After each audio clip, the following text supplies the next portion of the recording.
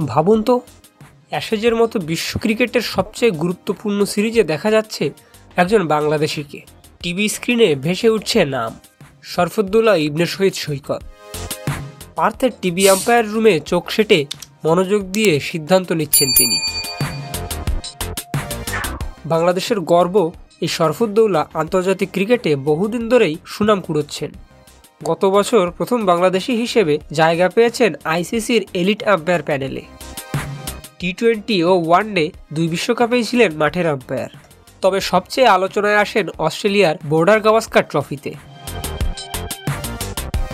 মেলবোর্নে TV umpire হিসেবে প্রযুক্তি এড়িয়ে নিজের চোখের উপর ভরসা করে যে সিদ্ধান্ত নেন, সেটা প্রশংসা করেছিলেন Simon Taufel, Ponting, Ravi Shastri, এমনকি Michael ভনও।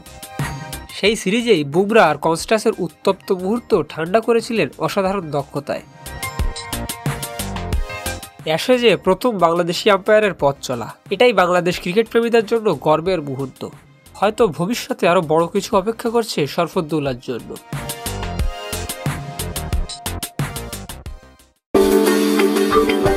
Subscribe for more videos.